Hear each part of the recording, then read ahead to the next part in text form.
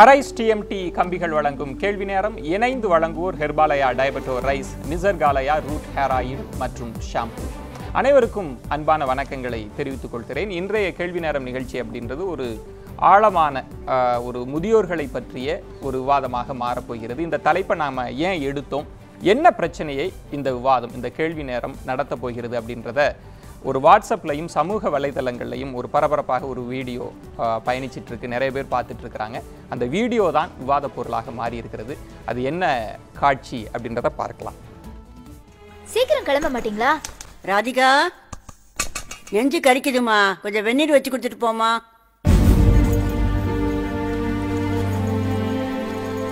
ஏய், என்ன கோபம்? சுடு தண்ணி தானே, அத கூட அவங்களால வச்சுக்க முடியாது. ஏய், என்ன பேசுற நீ? அவங்களால எந்திச்சு நடக்க முடிஞ்சா அவங்களே சமைச்சுக்க மாட்டாங்களா? அதான் பிரச்சனையே. இந்த வீட்ல நமக்கு ஒரு சமையல், அவங்களுக்கு ஒரு சமையல், டெய்லி 2 சமையல் செய்ய வேண்டியதா இருக்கு. இதுல உப்பு காரம் ஆகாது, அல்சர் வேற. ஆபீஸ்க்கு போயிட்டு வந்தா எங்கேயாவது நிம்மதியா கொஞ்ச நேரம் உட்கார முடியுதா? திரும்ப நைட்டுக்கு 2 சமையல் செய்ய வேண்டியதா இருக்கு. என்னைக்காவது ஒரு நாள் நிம்மதியா நைட்டு தூங்கிருக்கேனா? நைட்டான குரல் கொடுப்பாங்க, நடு ராத்திரியில பாத்ரூம்க்கு கூட்டிட்டு போன்னு. நான் என்ன மனுஷன் இல்ல மாடா? ஒண்ணு இந்த வீட்ல உங்க அம்மா இருக்கணும், இல்ல நான் இருக்கணும். என்னைக்குள்ள ஒரு நல்ல முடிவெடுங்க.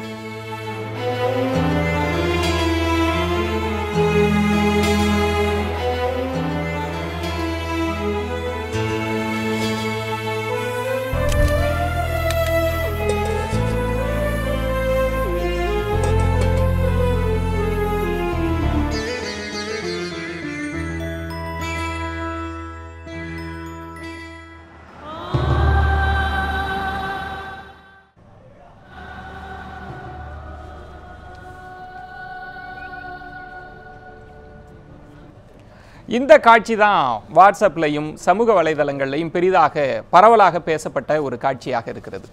ஒரு முதியோர் இருக்கிறாங்க, அதில் இருக்கக்கூடிய வேலைக்கு செல்லக்கூடிய பெண்களுக்கான பிரச்சனையை பற்றி இது பேசுகிறது. உடனடியாக அங்கு இருக்கக்கூடிய முதியோர் ஒரு முதியோர் இல்லத்திற்கு சேர்க்கப்படுகிறார்கள். இதனுடைய உள்ளடக்கமே ஒரு பெரிய கேள்வியாக எழும்பி இருக்கிறது. ஏன்னா முதியோர்கள் முதியோர் இல்லத்திற்கு அனுப்பப்படுவதற்கு காரணம் அந்த வீட்டில் இருக்கக்கூடிய மருமகள்கள், பெண்கள் தான் காரணம் அப்படின்ற இந்த விஷயமும் கூட விவாதமாக மாற்ற வேண்டியிருக்கிறது. ஏன்னா என்னிடம் அது பற்றிய ஆய்வுகள் இருக்கிறது, புள்ளி விவரங்கள் இருக்கிறது. நான் அடுத்தடுத்த கட்டங்கள் அது பற்றியும் நான் பேச இருக்கிறேன். நம்ம இன்று பேச எடுத்துக்கொண்டிருக்கக்கூடிய தலைப்பு என்பது, இந்தியா போன்ற ஒரு நாடுகளில் முதுமையாக இருப்பது ஒரு சாபமாக அறியப்படுவதாக புள்ளி விவரங்கள் தெரிவிக்கின்றன. ஆக்சுவலாக இந்த தலைப்பை முதுமை என்பது சாபமா வரமா அப்படின்றத நான் வரம் அப்படின்னு இந்த பைனரி வெர்ஷனில் நான் பேச போகிறதில்லை. இந்திய சூழலில், இந்திய குடும்பங்களில் முதுமை என்பது சாபமாகத்தான் இருக்கிறது. ஏன்னா அதைத்தான் புள்ளி விவரங்கள் தெரிவித்து கொண்டிருக்கின்றன. அது பற்றி தான் நம்ம விவாதிக்க இருக்கிறோம். பல தளங்களில் இதை பார்த்து கொண்டிருக்கக்கூடிய நேயர்களுக்கு நான் மீண்டும் நினைவூட்டுவது, இது ஏதோ ஒரு பட்டிமன்ற பாணியில் இளைஞர்கள் முதியவர்கள்லாம் நம்ம வச்சு விவாதிக்க போகிறதில்ல. நம்ம வீட்டில் இருக்கக்கூடிய பெரியவர்கள், நாமும் நாளை முதியவர்களாக மாறப்போகிறோம். அந்த கரிசனத்தோடு தான் அடுத்த எதிர்காலத்தை எப்படி அணுகப் போகிறோம் அப்படின்ற கரிசனத்தோடு பயணிக்க இருக்கிறோம். இது பற்றி பேசுவதற்காக அரங்கத்திற்கு வருகை தந்திருக்கக்கூடிய கருத்துரையாளர்களை உங்களுக்கு நான் அறிமுகம் செய்கிறேன். ராஜராஜேஸ்வரி உளவியல் நிபுணர் வந்திருக்கிறாங்க. ராணி கிருஷ்ணன் அன்னை இல்ல நிறுவனர், வணக்கங்க. சமூக ஆர்வலர் ஓவியாமா வந்திருக்கிறாங்க. அடுத்ததாக கயல்விழி தனியார் நிறுவனத்தில் வேலை செஞ்சுட்டு இருக்கக்கூடிய ஊழியர். இவங்க வந்ததற்கான காரணம் என்பது இன்றைய இளைய தலைமுறைக்கான குரலாக அவங்க இருப்பாங்க அப்படின்றதுனால அவர்களும் தங்களுடைய கருத்துக்களை பதிவு செய்ய வந்திருக்கிறாங்க. அது மட்டுமல்லாமல் திரு இளங்கோ அவர்கள் முதியோர் இயக்கம், அவங்களும் வந்திருக்கிறாங்க. இளங்கோயா, உங்களையும் நான் வரவேற்கிறேன். மீண்டும் உங்களை வரவேற்றுட்டு இந்த வாதத்தை நகர்த்தலாம் அப்படின்னு நான் நினைக்கிறேன். ஆக்சுவலாக புள்ளி விவரங்கள் சொல்வது 1984 ஒரு புள்ளி விவரம் எடுக்கிறாங்க. அதில் இளைஞர்களிடம் கேட்கப்பட்ட கேள்வி என்பது, முதியோர்களை, உங்கள் அப்பா அம்மாவை பாதுகாக்கிறது உங்களுடைய பொறுப்பா அப்படின்னு கேட்டபோது 91 விழுக்காடு இளைஞர்கள் ஆமாம் எங்களுடைய பொறுப்பு தான் சொல்கிறாங்க. ஆனால் 2011 எடுத்த சர்வே சொல்வது 71 விழுக்காடு இளைஞர்கள் தான் எங்களோட பொறுப்பு அப்படின்னு சொல்கிறாங்க. எங்களோட பொறுப்பு இல்லைன்னு சொல்வதற்கு நிறைய காரணங்களை அடுக்குகிறார்கள். நான் இந்த தளத்தில் இருந்து தான் பேச வைக்கிறேன். ஏன்னா சமீபத்திலேயும் ஒரு ஆய்வு சொல்வது முதுமையில் ரொம்ப பிரச்சனைகளை எதிர்கொள்கிறாங்க, அவங்களுக்கான பிரச்சனைகள் பல தளப்பட்டது அப்படின்னு. நான் அதனால் முதல்ல திரு ஓவியம்மா, நான் உங்களிடம் வைக்கக்கூடிய கேள்வி, இங்கே முதுமை அப்படின்றது ஒரு சாபமாக மாறி இருக்கு. ஏன் இன்றைய இளைஞர்களுக்கு அவங்க மீது ஒரு கரிசனம் இல்லை, ஒரு அன்பு வயப்பட்ட பார்வை இல்லைன்னு நினைக்கிறீங்க? ஓகே, இன்னைக்கு நீங்கள் சொல்கிற மாதிரி எல்லா இளைஞர்களும் அப்படி இருக்கிறாங்கன்னு சொல்ல முடியலைனாலும் கூட அந்த எண்ணிக்கை பெருகிட்டு வருது, அதை யாரும் மறுக்க முடியாது. ஏன் அன்பு வயப்பட்ட பார்வை இல்லை அப்படின்னு பார்க்குறத விட இப்படிப்பட்ட சூழல்கள் உருவாக என்ன காரணம், எதற்காக? ஏன்னா தான் ஒரு அன்பில்லாதவனாக அறியப்படணும்னு எந்த ஒரு ஆணும் பெண்ணும் இயல்பாக விரும்ப மாட்டாங்க. அப்போ இந்த மாதிரி சூழல்கள் ஏன் வருது அப்படிங்கிறத தான் நம்ம எதிர்கொள்ள வேண்டியிருக்கு. இதில் 2 பிரச்சனைகளை நான் வைக்க விரும்புகிறேன். இன்னும் நிறைய கூறுகள் இருக்குது, நம்ம தொடர்ந்து பேசலாம். முதல் கட்டமாக நான் வைக்க விரும்புகிற 2 விஷயம் என்னன்னா, ஒன்று மிக தன்னலம் சார்ந்து தன்னுடைய உலகம் என்பதே தன் மனைவி, தன்னுடைய குழந்தைகள் என்பதாக வாழ்க்கை மிகவும் சுருங்கி போயிருக்கிறது. இதில் பெற்றோர்களை இணைக்க வேண்டும் என்ற குரல் எழும்புகின்ற அளவுக்கு சமூகத்தை இணைக்க வேண்டும் அப்படிங்கிற குரல் வரல. அந்த குரல் வராமல் இந்த குரல் ஜெயிக்காதுங்கிறது நிறைய பேருக்கு புரியலை. அப்போது சமூகத்தின் ஒரு அங்கமாக தன்னை ஒரு மனிதன் சிந்திக்க கற்றுக்கொள்வதை இந்த சமூகம் வழிவிடவில்லை.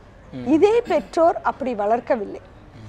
அப்போ எந்த மனிதன் சமூகத்தை புறக்கணித்து தன்னுடைய கூட்டுக்குள் தான் வாழ்ந்துவிட முடியும் என்று அறியாமையோடு நம்புகிறானோ அவன் தன்னுடைய பெற்றோரை கூட, பொருளாதார லாபம் இன்னைக்கு அவங்களைட்டு இல்லைன்னு சொன்னால், வேறு எந்த ஒரு உதவியும் அவர்களைட்டு கிடைக்கலன்னு சொன்னால், அவர்களை தன்னுடைய கூட்டிலிருந்து வெளியே தள்ளுறதுக்கு தயாராகிடுறான். இதில் இன்னொரு விஷயம் என்னன்னு கேட்டால், நிச்சயமாக நாம் இதையும் கவனத்தில் கொள்ள வேண்டும். வாழ்க்கை என்பது போன தலைமுறைக்கு அதுக்கு முந்தின தலைமுறைக்கு கிடைத்த வாழ்க்கையின் அவகாசம் என்பது இப்போ மிகுந்த நெருக்கடிக்குள்ளாயிருக்கு. ஆக்சுவலாக ஓவியாமா சொன்னது தான். ஏன்னா இதற்கான காரணம் குறித்து பேசுகிற போது ஒரு விரைவான வாழ்க்கை, எல்லோரும் ஓடிட்டே இருக்கிறாங்க அப்படின்ற புள்ளியையும் தொட்டிருக்கிறாங்க. நான் இந்த விவாதத்தை ரொம்ப நிதானமாகவே நகர்த்தணும். ஏன்னா இது ஆழ் மனதை பார்க்கக்கூடிய நேயர்களினுடைய ஆழ் மனதை தொடணும் அப்படின்றதுனால தான்.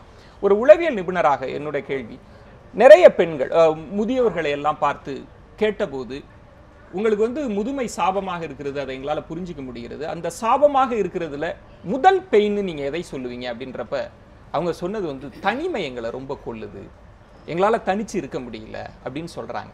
ஒரு உளவியல் நிபுணராக, ஏன்னா இளைஞர்கள் அதை புரிஞ்சுக்கிட்டாங்களா அப்படின்ற கேள்வி எனக்கு இருக்கிறது. ஏன் நான் எல்லா சாப்பாடும் தான் போடுறேன், நல்லா டிவியை பார்த்துட்டு தனியாக இருக்க வேண்டியதானே, எல்லா வசதியும் தானே உனக்கு செஞ்சுருக்கேன் அப்படின்ற ஒரு கேள்வியில் தனிமை எவ்வளவு முதியவர்களுக்கு கொடுமையானதுன்னு நினைக்கிறீங்க? தனித்து இருத்தல் அப்படிங்கிறது ஒரு ஆக்சுவலாக பார்த்தீங்கன்னா ஒரு பாசிட்டிவ். அது தனித்து இருத்தல் தவறே கிடையாது. தனிமையாக உணர்தல்ன்றது ஒரு நெகட்டிவ். இப்போ தனித்து இருத்தல் அப்படிங்கிறது எல்லாருக்குமே அவசியம். குழந்தைகள்லேருந்து வயதானவர்கள் இருக்கும், இண்டிபெண்ட்டாக இருக்கிறது.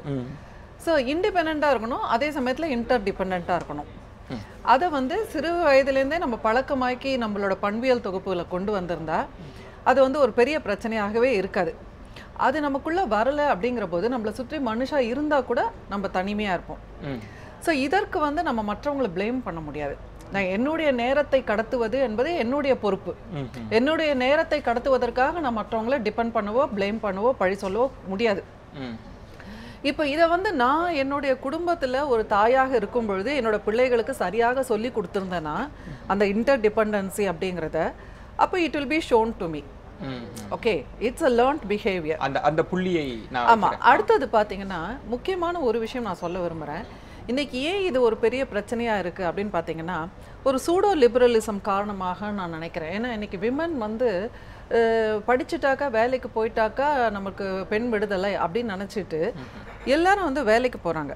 சரிங்களா? இப்போ வேலைக்கு போய் 20,000 ரூபாய் சம்பாதிக்கிறாங்கன்னா அவங்க என்ன பண்ணுறாங்கன்னா ஒரு 15 பணத்தை அவங்க சேலைக்கும் நகைக்கும் தான் செலவழிக்கிறாங்க. மற்றபடி சில இடத்துல குடும்ப சுமைக்கு போகுது. இதுல என்ன ஆகுதுன்னா குழந்தைகளும் பெற்றோர்களும் புறக்கணிக்கப்படுகிறார்கள். ஏன்னா இப்ப மேலை நாடுகள்ல பாத்தீங்கன்னாக்கா குழந்தைகளை பேணி வளர்க்கறதுக்கு நல்ல பெருந்தொகை கொடுக்க வேண்டும். அப்ப என்ன பண்ணுவாங்கன்னா உண்மையிலே திறமை இருந்து அவங்களுடைய பிரசன்ஸ் தேவையா இருக்கும் பொழுதுதான் பெண்கள் அதுக்கேத்த மாதிரி அவங்க சூஸ் பண்ணுவாங்க அவங்களோட திறமையை. நீங்க தொட்டிங்க. உண்மையில் இதனால என்ன ஆயிடுச்சுன்னா இரட்டை பாரம் சுமப்பவர்களாக பெண்கள் மாற்றி விடப்பட்டார்கள். இப்போ இது என்ன ஆயிடுச்சுன்னா ஒரு பக்கம் பெண்கள் இந்த எல்லோ மெட்டல் மேனியாக் நம்ம நாட்டுல இருக்கிற வரைக்கும் மஞ்சள் காமாலை குணப்படுத்திடலாம். ஆனா இந்த மஞ்சள் நகைக்காகவே அவங்க வாழ்நாள் ஃபுல்லும் வாழ்ந்துறாங்க. அடுத்தது இந்த வீடு. இல்ல இது நீங்க ஒரு உளவியல் இப்போ நீங்க ஒரு படம் காட்டினீங்க இல்ல, அது ஒரு குறிப்பு சொல்றேன், ஒரு படம் காட்டினீங்க, அதை காட்டிட்டு வீட்டுல வந்து ஒரு முதியோரை கவனிச்சுக்க முடியலன்னா அது பெருங்காரணம் வந்து மருமகள் தான் அப்படிங்கிற மாதிரி ப்ரொஜெக்ட் பண்றீங்க. தண்ணி வச்சு கொடுக்கறதுங்கிறது ஒரு சிம்பிள் மேட்டர், அது ஆம்பளைங்க பண்ணலாம். இல்ல அந்த இடம் தான் அடுத்தது இன்னொன்னு நான் சொல்றேன், 2 பேரும் வேலைக்கு போகும்போது ஒரு 500 ரூபாய் கொடுத்தாங்க அவங்களுக்கு ஹீட்டர், அதுல அந்த முதியோர் பக்கத்துல வச்சுக்கிட்டாங்கன்னா அவங்களுக்கு வேணா சுடு தண்ணி போட்டுக்கலாம். இதெல்லாம் வந்து நம்ம பணம் வந்து நம்மளுக்கு சேவை செய்யணும். என்னன்னா அந்த 1000 ரூபாய் கொடுத்து அந்த ஹீட்டர் வாங்க மாட்டாங்க, ஆனா 1000 ரூபாய் கொடுத்து 1 கிராம் நகை வாங்குவாங்க. இல்ல நம்ம நகை சார்ந்து பெண்கள் வேலைக்கு போவது நகைக்காக மட்டுமான்ற விவாதம் நகர்த்திட வேண்டாம். நீங்க சொல்லக்கூடிய ஒரு இடம் நான் ஏன்னா அந்த படத்தில் இருக்கக்கூடிய ஒரு விவாத பொருள் என்பது வெண்ணி வைக்கணுமா, ஏன்னா வந்து ஆணினுடைய பொருளாதார சுமையை பெண் சுமக்கிறா, அவளுக்கு ஒரு பிரஷர்ல பேசுறா, நான் என்ன பண்ணணும் அவங்களுக்காக நான் எப்படி வெண்ணி வைக்கிறது அப்படின்றப்ப ஆண் வந்து ஒரே முதல் முறையாக வெண்ணி வைக்கிறப்ப யோசிச்ச உடனே முதியோர் இல்லத்துக்கு அனுப்பப்பட்டாச்சு. ஒரு நிமிஷம், இங்க வந்து அந்த காட்சியை வந்து நம்ம ஒரு உவமையாக மட்டும் எடுத்துக்குவோம், அதுக்குள்ளார போக ரொம்ப வேண்டாம். அதாவது ஒரு பெண் என்பவள் ஆணின் தாய் தகப்பனை ஏற்றுக்கொள்ள இன்னைக்கு தயாரா இல்லை.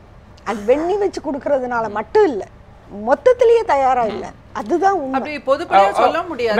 வேண்டாம் இதுல நான் ஒவ்வொரு லேயரா ரொம்ப டீடைல்டா பேசுறதுனால உங்களிடம் வைக்கக்கூடியது வந்து நீங்க சுருக்கமாக ஒரு 1.5 நிமிஷத்துக்குள்ள உங்களுடைய பதிவுகள் இருக்கிறப்ப இன்னும் செறிவா நான் பல டைமென்ஷன் கொண்டு போக முடியும்னு நினைக்கிறேன். பெண்மணிக்கு தேவையான சப்போர்ட் சிஸ்டம்ன்றது வந்து ஒரு குடும்பத்துல நம்ம தொடர்ந்து பேசலாம். நான் இந்த இடத்துல தான் 2 கேள்விகள் எனக்கு இயல்பாக எழுகிறது. ஏன் இளைஞர்களுக்கு வந்து ஒரு நெருக்கடி இருக்கு, ஒரு புறச்சூழல் இருக்கு, ஏன்னா யுவதியாகவே கயல்வெளி வந்திருக்கிறதுனால அந்த கேள்வியும் நான் கேட்க வேண்டி இருக்கிறது. ஒரு கட்டத்தை நம்ம தொட்டிருக்கிறோம், நம்ம தொடர்ந்து பேசலாம். ஒரு சின்ன பிரேக் எடுத்துட்டு பேசலாம் நினைக்கிறேன். பார்த்து கொண்டிருக்கக்கூடிய நேயர்களுக்கு நான் மீண்டும் நினைவுபடுத்துவது என்பது முதுமை அப்படின்றது யாரை பற்றி பேசுகிறோம் அப்படிலாம் நீங்க தேட தேவையில்லை. உங்களுக்கு அருகில் இருக்கக்கூடிய பெற்றோர்கள் உங்களை பற்றியும் தான் இந்த அரங்கம் பேசிக் கொண்டிருக்கிறது. அதனால தொடர்ந்து இணைந்திருப்பீர்கள் என்கிற நம்பிக்கையோடு ஒரு சிறிய விளம்பர இடைவெளி விடுகிறேன், காத்திருங்கள். நியூஸ் 7 தமிழ், பொறுப்பும் பொது நலமும். கேள்வி நேரம் நிகழ்ச்சிக்காக உங்களை மீண்டும் வரவேற்கின்றேன். முதுமை சாபமா வரமா என்கிற தளங்களில் விவாதித்துக் கொண்டிருக்கிறோம். முதியவர்கள் இந்திய சூழல்ல அவங்களுக்கு இருக்கக்கூடிய நெருக்கடிகள் குறித்தெல்லாம் ஒரு ஆழமான பயணத்தை கேள்வி நேரம் நிகழ்த்தி கொண்டிருக்கிறது. நம்ம தொடர்ந்து பேசலாம். இந்த இடத்துல தான் மேடம், நான் உங்களுடைய அனுபவத்திலிருந்து நீங்க ஒரு இல்லம் நடத்திட்டு இருக்கிறீங்க, ஓயாமல் நிறைய முதியவர்களை நீங்க பார்க்குறீங்க, நிறைய லேயர்ஸ்ல நிறைய கலர்ஸ்ல நான் பார்க்குறீங்க.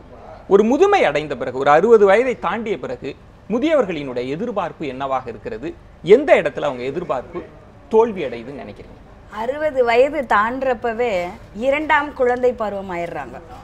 செகண்ட் சைல்ட்ஹுட் ஆகிறப்பவே அவங்க என்ன ஆயிடுது, நம்ம வந்து கொஞ்சம் அட்ஜஸ்ட்மெண்ட் தான், ஒரு சகிப்புத்தன்மை, பொறுமை, அவங்க கிட்ட ஒரு அன்பை எதிர்பார்ப்பாங்க, தேடல்ல இறங்குவாங்க. நம்ம எதையோ இழந்துட்டு வந்திருக்கிறோம், அந்த இழப்பு வந்து இந்த இடத்துல கிடைக்குமா, எத்தனையோ சுமைகள் அவங்க சுமந்திருப்பாங்க. ஏன்னா ஒரு மருமகள் பிரச்சனைகள் இருக்கலாம், நம்மளும் ஒரு பெண்ணா இருந்து மருமகளா இருந்து தான் நம்ம வந்திருப்போம். ஆனா வந்து அந்த இடத்துல வந்து ஒரு அட்ஜஸ்ட்மெண்ட், நேற்று வரைக்கும் ஒரு கீ கொடுத்த ஒரு மகன் வந்து இன்னைக்கு மருமகள் வந்தோன்னா அந்த கீயை வந்து கொடுத்துட்டு என்னுடைய பேர் அம்மா என்ன சொல்லி கூப்பிட்டு வந்தவங்க வந்து இன்னைக்கு வந்து மனைவி பேரை சொல்றப்பவே அவங்களுடைய பலம் குறைஞ்சிருது. இல்ல அது ஒரு பெரிய விஷயம் நினைக்கிறீங்களா? ஆக்சுவலி அதுக்கு கூட பயிற்சி ஆகலையா? ஏன்னா அவங்க மருமகளா இருந்திருக்காங்க. இல்ல நான் என் கேள்வியை உள்வாங்குங்க, அவங்க நான் இதை ரொம்ப கூர்மைப்படுத்தணுன்றதுக்காக கேட்கிறேன். அவங்க ஒரு மருமகளா இருந்திருக்கிறாங்க, அவங்களுடைய கணவர் வந்து அவங்க மாமியார சொல்லாம இவங்களதான் சொன்னதை அவங்களும் கடந்து வந்திருக்காங்க. நான் கேட்பது அது மட்டும் தான் வழின்னு நினைக்கிறேன். அது மட்டும் வழி கண்டிப்பா. ஏன்னாக்கா அந்த குழந்தைய வந்து அவ்வளவு கஷ்டப்பட்டு ஒரு குழந்தையா இருந்திருக்கலாம், இல்ல ஒரு 1+1 இருந்திருக்கலாம், செல்லமா வளர்த்திருக்கலாம், படிப்புக்கு பள்ளிக்கு அழைச்சிட்டு போயிருக்கலாம், கடைசி நகையை கூட வச்சு அவங்க சொத்து பத்தெல்லாம் வித்து கூட குழந்தைய படிக்க வச்சிருந்திருக்கலாம். படிக்க வச்சு எல்லாமே பண்ணி நாளைக்கு வந்து நம்ம கிட்ட வந்து எதுவுமே இல்லை, பிள்ளையதான் எதிர்பார்க்கணுங்கிற ஒரு காலகட்டத்தில் அவங்க வர்றப்போ கட்டாயம் வந்து அந்த குழந்தைய வந்து அந்த வந்து சரி நீ இருமா நீ பார்த்துக்கோ, அவங்களுக்கு கல்யாணம் பண்ற வரைக்கும் இவங்களுடைய பணம் அம்மானா சும்மா அப்படிங்கிற மாதிரி வர்ற பிள்ளைங்க, தன்னுடைய பெற்றெடுத்த பிள்ளைங்க வந்து அம்மா கிடையாது சும்மா தான் அப்படிங்கிற மாதிரி ஒரு பாவனை அவங்க கொண்டு வந்துடுறாங்க. ஏன்னாக்கா அம்மான்னு அவங்க கூப்பிடுறது இல்ல, மனைவி பேரை சொல்லி கூப்பிடுறதுனால அவங்க ஒரு சின்ன பலத்தை எந்த இடத்துல ஒரு முதியோர் இல்லத்துக்கு வரத நம்மளுடைய சர்வே சொல்வது 80 விழுக்காடு முதியவர்கள் வந்து தாங்களே விரும்புறாங்க, அப்பா அம்மா அனுப்புறது இல்ல, தாங்களே நம்ம முதியோர் இல்லத்துக்காக போயிடலாம்ன்ற அந்த நெருக்கடி எந்த புள்ளியில வரும்? அன்பு கிடைக்கல, அவங்களோட ஒரு 10 நிமிஷம் 5 நிமிஷம் ஷேர் பண்ணிக்கல, பேசிக்கல. மகன் வந்தோ மருமகளோ இல்லை பேர குழந்தைகளோ பேத்திகளோ வந்து உறவினர்களோ உற்றார்களோ நண்பர்களோ பேசணும். வந்து கொஞ்சம் வந்து நம்ம வந்து நல்லா பேசி நல்ல ஒரு வேலையில் இருந்திருப்போம், நல்ல ஒரு பணிகள் இருந்திருப்போம், நல்ல ஒரு எல்லாத்துலேயும் ஷேராக இருந்துட்டு நம்ம வந்து ஒதுக்கப்பட்டுட்டோமோ அப்படிங்கிற ஒரு பலம் அவங்களுக்கு ஒரு விஷயத்தில் ஒரு பலம் இழக்கிறப்போ நம்ம பிள்ளைங்க காலகட்டத்தில் கட்டாயம் போய் அந்த அம்மாட்ட வந்து ஒரு 5 நிமிஷம் பேசினா, என் மகன் என்கிட்ட பேசினா, என் மகள் என்கிட்ட பேசினாங்க. நீங்க வந்து இதை தனிப்பட்டெல்லாம் பார்க்க வேண்டாம், ஒட்டுமொத்த பெண்களுக்கு இல்ல இளைஞர்களுக்கெல்லாம் ஒரு பார்வை இருந்துட்டே இருக்கிறது, ஒரு நெருக்கடி இருக்குது அப்படின்றது நமக்கு கிளியரா தெரியுது. புள்ளி விவரம் சொல்வது முதியவர்களுக்கும் இளைஞர்களுக்கும் ஒரு கேப் வந்து பெரிய அளவுகளில் அதிகரிச்சிருக்கு அப்படின்றது. அதுக்கு சில காரணங்கள் உண்மையிலே இருக்கிறது. வேலைக்கு செல்லக்கூடிய பெண்கள், படிச்சுட்டு இருக்கக்கூடிய யங்ஸ்டர்ஸுங்க, ஏன் இந்த கேப் அதிகமாச்சு? இதுல வந்து அப்பா அம்மாவை இல்ல வந்து வீட்டுல இருக்கிற மாமியார் மாமனாரை பார்த்துக்க முடியாத இல்ல பார்த்துக்க முடியாத பெண்கள் அப்படின்னு, பெண்கள் மட்டும் இல்ல இளைஞர்கள் அப்படிங்கிற பேச்சு வர்றப்ப இதுல இருக்கிற ஒரு மிகப்பெரிய நெருக்கடி என்னன்னா, முன்னைக்கு இப்ப இது அதிகமா இருக்குதுன்னு புள்ளி விவரங்கள் சொல்றதுக்கு என்னோட பார்வையா நான் என்ன வைக்கிறேன்னா, முதல்ல வந்து ஒரு 3 இல்ல 4 பிள்ளைகள் ஒரு வீட்டுல இருந்தாங்க. இப்ப ஒரு பிள்ளை இல்ல 2 பிள்ளை அப்படிங்கறதோட விகிதம் வந்து ரொம்ப அதிகமாயிருச்சு. இப்ப ஒரு பிள்ளைக்கு இந்த முழு பொறுப்பையும் தானே அந்த கமிட்மெண்ட் எடுத்துக்கிறதுல ஒரு நெருக்கடி இருக்கதா செய்யுது. முதல்ல வந்து இவங்க வீட்டுல கொஞ்ச நாள், இவங்க வீட்டுல கொஞ்ச நாள், இவங்க வீட்டுல கொஞ்ச நாள்னு கூட பெரியவர்கள் இருக்கிற மாதிரி இருந்து, சில சமயம் இவங்களுக்கு வேலை இருக்கும்போது அவங்களை இன்னும் அண்ணன் வீட்டுக்கோ நான் வந்து அவங்கள பிளேஸ்மெண்ட்டுக்கு கூட எல்லாம் நான் வயிறேன். ஏன் ஒரு 5 நிமிஷம் கூட அவங்க சொல்றது வந்து அவங்க நிறைய முதியோர்களை பாக்குறாங்க, ஒரு 5 நிமிஷம் எங்கள்கிட்ட பேச மாட்டாங்க அப்படின்றதுல உங்களுக்கு என்ன பிரச்சனை? இதுல ஒரு சின்ன விஷயம் என்னன்னா, நிறைய பசங்க வந்து இளைஞர்கள் வந்து ரியலைஸ் பண்றது இல்ல ஒரு இடத்துல அப்பா அம்மா வந்து ஒரு கட்டத்துக்கு அப்புறம் இதற்கெல்லாம் ஏங்குவாங்க அப்படிங்கறது. ஒரு விஷயம் என்னன்னா, நம்ம குழந்தைகள்ல இருந்து வளரும் போதே நம்மளோட ஃபர்ஸ்ட் ஹீரோயினா நம்ம அப்பா அம்மாவை பார்த்துடுறோம். அவங்களுக்கு ஒரு இடத்துல அந்த வீக்னஸ் வருது அப்படிங்கறதையே நம்மளால ரியலைஸ் பண்ண முடியல. ஒரு கட்டம் வரைக்கும் நம்ம என்ன நினைக்கிறோம்னா, குழந்தைங்களை நம்ம வந்து அவங்க வீக்கானவங்க, நம்மளுக்கு அவங்களோட கேர் வேணும், அஃபெக்ஷன் வேணுங்கிறத நினைக்கிற அளவுக்கு, உணர்ற அளவுக்கு அப்பா அம்மா ஒரு கட்டத்துக்கு அப்புறம் நம்மளுடைய கேரையும் அஃபெக்ஷனையும் இந்த அளவுக்கு எதிர்பார்ப்பாங்க. நம்ம ஹீரோவா ஹீரோயினா பார்த்த ஒருத்தருக்கு நம்மளோட அஃபெக்ஷன் இவ்வளவு தேவைப்படும். நம்ம அன்னையும் பிதாவும் முன்னறி தெய்வம் அப்படின்ற விழுமியங்கள் எல்லாம் கல்விக்கூடம் சொல்லிட்டு இருக்கு. ஆனா உண்மையான ஒரு இடத்துல வந்து இதை எதிர்பார்க்கிறார்கள் அப்படின்றத கூட நம்ம அடுத்த நகர்வுல நான் கொண்டு வருகிறேன். திரு இளங்கோ ரொம்ப நேரமா காத்துட்டு இருக்கிறார். திரு இளங்கோ, நான் ரொம்ப இதா கேட்கறது, இப்போ அமெரிக்கா போன்ற தேசங்கள்ல பிள்ளை ஒரு 18 வயசு வந்துட்டா அவனுக்கான பிரைவசி அப்படின்லாம் நம்ம கொடுத்து, அவனுக்கான வாழ்க்கை தனி, எனக்கான வாழ்க்கை தனி. அதனால தான் மேலை நாடுகளில் ஒரு வயதான மூதாட்டி கூட லிப்ஸ்டிக் எல்லாம் போட்டுட்டு ரொம்ப ஒரு ஏகாந்தமாக போகிற பார்வையெல்லாம் பார்க்கிறோம். ஆனால் இந்திய சூழல் அப்படின்றது வந்து ரொம்ப பாசம் பாசம் பாசம் அப்படின்னு சொல்லி, நான் குழந்தையாக இருக்கிற போது உனக்கு அதீதமான பாசத்தை காண்பித்தேன், நீ முதுமை நான் அடைஞ்சிட்டேன், அதனால அந்த பாசத்தை எல்லாம் நீ காண்பிக்க வேண்டும் என்கிற எதிர்பார்ப்பு ஏமாற்றம் அடைகிற போது இந்திய சூழல்ல முதுமை சாபமாக மாறிவிட்டது அப்படின்னு நான் சொன்னால் நீங்கள் என்ன பதில் சொல்வீர்கள்? கட்டாயம். என்னன்னா, ஒரு விஷயம், இன்னைக்கு சூழல்ல வந்து முதுமைங்கிறது ஒரு உண்மையில சாபக்கடான விஷயம். ஒரு காலகட்டத்தில் நம்ம சமுதாயத்தில் வந்து முதுமை அப்படிங்கிறது வந்து முதியோர்கள் வந்து போட்டிக்கிட்டு இருந்த ஒரு காலகட்டம் நம்ம காலகட்டத்தில். இப்போ இருக்கிற கல்வி முறையோ, இப்போ கல்வி முறை மேலே நம்ம குறை சொல்ல வேண்டிய காரணம் அது கட்டாயத்தில் இருக்கணும். ஏன்னா கல்வி முறையில் வந்து எங்கேயுமே வந்து ஒரு வேல்யூ சம்மந்தப்பட்ட எஜுகேஷனோ அந்த மாதிரி ஒரு இது எதுவுமே இல்லை. இது எதை நோக்கி கொண்டு போகுதுன்னா வந்து இளைஞர்கள் கொஞ்சம் கொஞ்சமாக வந்து முதியோர்களை விட்டு விலகி போய்கிட்டு இருக்கிற ஒரு சூழலில் வந்து தள்ளிக்கிட்டு. திரு இளங்கோ, நான் ரொம்ப ஷார்ப்பா வரலாம், ஏன்னா அடுத்தடுத்த கட்டங்கள் நம்ம நகர்த்தலாம்.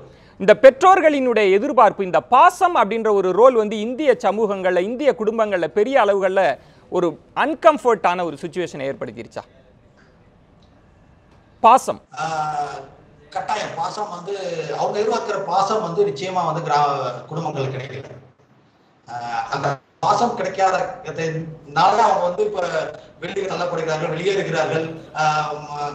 நீங்க முதல்ல சொன்ன மாதிரி வந்து முதியோர் இல்லங்களை தேடி போறதுக்கான வாய்ப்புகளும் அங்கதான் ஏற்படுது. நீங்க இணைப்பில் இருங்க திரு இளங்கோ. இந்த இடத்துல ஒரு முக்கியமான, நம்ம வந்து ஒரு லட்சியவாதத்தை முன்வைக்கிறோம், அன்னையும் பிதாவும் முன்னறி தெய்வம் அப்படின்னு. அது ஒரு லட்சியவாதமா இருக்கு, புள்ளி விவரங்கள் அதற்கு எதிராக இருக்கிறது. ஆனால் சீன பழமொழி ஒன்று யதார்த்த தளத்திலிருந்து பேசுவது என்னன்னா, ஒரு தாயால் 10 குழந்தைகளை அன்போடு பேணி காக்க முடிகிறது, ஆனால் 10 பிள்ளைகளால் ஒரு தாயை அரவணைக்க முடியல. அதுதான் யதார்த்த தளம் அப்படின்ற இடத்துல ஓவியம்மா நீங்கள் ரொம்ப டீட்டெயில்டாக பாருங்கள்.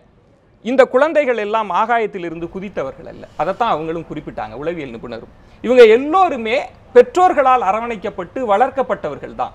அவங்களால ஃபீட் பண்ணி வளர்ந்த இவர்கள் தான் அவங்களுக்கு ஒரு நிறை வந்த உடனே மாறி போற சூழல் இருக்குல்ல. பெற்றோர்களினுடைய வளர்ப்பு முறை இங்கு பேசப்பட வேண்டுமா? கண்டிப்பா பேசப்படணும். பெற்றோருடைய வளர்ப்பு முறை ரொம்ப பேசப்படணும். ஆனால் அதே நேரத்தில் பெற்றோர்கள் வளர்ப்பு முறையை மட்டுமே காரணம் காட்டி இளைய தலைமுறை நாங்கள் இப்படி தான் வளர்க்கப்பட்டோம், அதனால தான் நாங்கள் இப்படி இருக்கிறோம்னு சொல்லி தப்பித்து கொள்ள முடியாதுன்னு நான் நினைக்கிறேன். இதே இளைய தலைமுறைக்கு இப்போ சகோதரி சொல்லும் பொழுது, கயல் சொல்லும் போது சொன்னாங்க, அவங்க அதை எதிர்பார்க்குறாங்கன்னு எங்களுக்கு தெரியலேன்னு. அது எனக்கு கொஞ்சம் வருத்தமாக இருந்துச்சுப்பா. அது எப்படி தெரியாமல் இருக்கும்? அது எப்படி தெரியாமல் இருக்கும்? நம்ம கண்ணுக்கு முன்னாடி இருக்கிறவங்க நம்மகிட்ட இருந்து என்ன எதிர்பார்க்குறாங்க? அது அம்மா அப்பாங்கிறதே விடுங்க. ஒரு பஸ் ஸ்டாப்பில் நிற்கிறோம், பக்கத்தில் இருக்கிற பேசஞ்சர், பக்கத்தில் நிற்கிற மனுஷனுடைய எதிர்பார்ப்பு அவன் கண்ணில் தெரியுது, முகத்தில் தெரியுது, நம்ம ரியாக்ட் பண்ணுறோம். நம்ம வீட்டில் நம்ம கூட இருக்கிறவங்களுக்கு என்ன எதிர்பார்ப்பு, அப்படி அது நம்மளை வளர்த்தவங்களுக்கு என்ன எதிர்பார்ப்புன்னு நமக்கு எப்படி தெரியாமல் இருக்கும்? அப்புறம் இதில் வளர்ப்பு முறை அப்படிங்கிறதுக்கு ஒரு பெரிய பங்கு இருக்குது. ஆனால் அந்த வளர்ப்பு முறைக்கு அந்த அம்மா அப்பாவாக இருக்கிற தனி மனிதர்கள் மட்டுமே பொறுப்பு கிடையாது. ஏன்னு கேட்டால் இப்படி தான் இந்த குழந்தைகள் வளர்க்கப்பட வேண்டும் அப்படிங்கிற ஒரு ரேஸில் அவங்க ஓடிக்கிட்டு இருக்கிறாங்க. இப்போ உதாரணமாக எல்கேஜியிலேருந்து ஆரம்பிக்குது. இன்னும் சொல்லப்போனால் நீங்கள் குழந்தை பிறந்து பெயர் சூட்டு விழாவுக்கு போங்க இந்த ஊரில். அந்த பெயர் சூட்டு விழாவில் அந்த குழந்தை விரும்புகிற ட்ரெஸ்ஸை அவங்க அந்த குழந்தை உடம்புல போட்டிருக்காங்கன்னு நினைக்கிறீங்களா நீங்கள்? அந்த குழந்தை அந்த ஃபங்க்ஷன் முழுக்க அழுது தீத்துரும். அப்படி ஒரு கொடுமையான ட்ரெஸ்ஸை போட்டு தான் அந்த ஃபங்க்ஷன் நடத்துகிறாங்க. அப்போது நான் வருஷம் முழுக்க அந்த குழந்தைய இவங்க கௌரவத்தின் அடையாளமாக வளர்க்கிறார்கள். அப்போது கௌரவத்தின் அடையாளமாக பிற மனிதர்களை தங்களோடு இணைத்து கொள்கின்ற ஒரு வாழ்க்கை முறையைத்தான் இவர்கள் கற்றுக் கொடுக்கிறார்கள். மனைவிக்கு கணவன் சொல்லிக்கொள்ள கௌரவமானவனாக இருக்கணும், கணவனுக்கு மனைவி காட்டிக்கொள்ள கௌரவமானவளாக இருக்கணும். அப்போ என்னைக்கு இவங்க எங்க அம்மா எங்க அப்பா அப்படின்னு சொல்ல முடியாத நிலை, அல்லது சொன்னாலும் இவங்களுக்கு சமூகத்தில் அதனால எந்த ஒரு பெரிய வேல்யூவும் ஆட் ஆக போறதில்ல அப்படிங்கிற ஒரு நிலை வருதோ, அன்னைக்கு அவங்கள உதிர்த்துட்டு நிற்க அவங்க ஆசைப்படுறாங்க. இந்த இடத்தில் ரொம்ப முக்கியமான ஒரு புள்ளி. ஏன்னா வந்து நம்ம பெற்றோர்களை குறை சொல்ல போகிறோமா, இளைஞர்களை சொல்ல போகிறோமா அப்படின்ற இடத்துல ஒரு உளவியல் நிபுணராக கயல்விழி அதை தொட்டாங்க. ஏன்னா எனக்கு வந்து இவங்க இப்படி நினைக்கிறாங்கன்னு தெரியல அப்படின்னு சொன்னதற்கான காரணம் வந்து 1980களில் எல்லாம் இல்லை ஆரம்ப காலகட்டங்களில் ஆயுட்காலம் என்பது ரொம்ப குறைவாக இருந்து இந்திய சூழலில் ஆயுட்காலம் அதிகரிப்பது அப்படின்னு முதுமையை கையாளுவதில் இங்கே பெரிய சிக்கல் இருக்குது. முதுமை என்ன நினைக்கும்னு சொல்கிறதுக்கு நம்ம மரபணுக்களில் பெரிய பதிவுகள் இல்லை. இந்த இடத்துலேருந்து என் கேள்வியை கேட்குறேன்.